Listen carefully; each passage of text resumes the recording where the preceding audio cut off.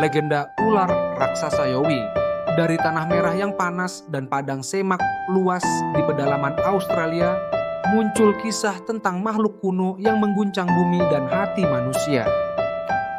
Di tengah dataran gersang Australia, sebelum kedatangan bangsa Eropa, hiduplah suku aborigin bernama Warluwara. Mereka hidup damai, menjaga alam dan menghormati roh leluhur. Namun, tersembunyi di balik kedamaian itu adalah legenda kuno tentang ular raksasa Yowie. Menurut cerita turun-temurun, Yowie bukan ular biasa. Ia adalah makhluk gaib penjaga air suci dan gua-gua dalam. Tubuhnya bisa melingkari danau, sisiknya hitam berkilau, dan matanya menyala merah dalam gelap.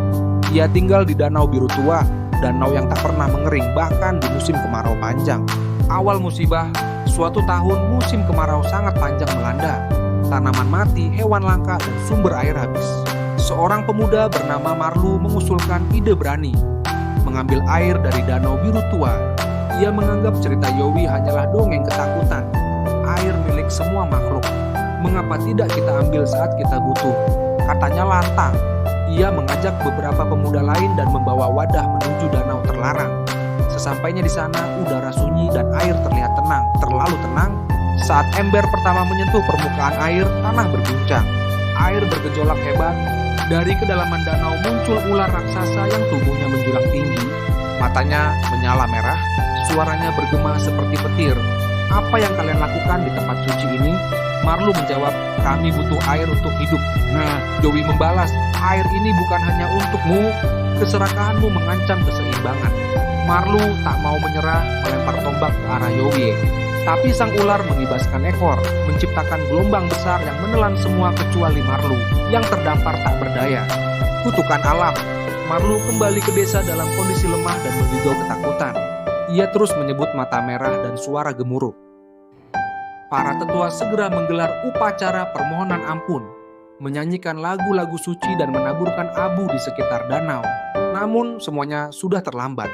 Danau mulai mengering, tanah menjadi tandus, dan musim kemarau makin lama. Suku Warluwara percaya Yowie murka karena batas telah dilanggar. Marlu mengasingkan diri ke gua. Di dinding batu ia mengukir pesan terakhirnya. Jangan ambil apa yang bukan milikmu dari alam. Semua memiliki penjaganya, Yowie sang penjaga. Sejak kejadian itu, nama Yowie disebut dengan hormat.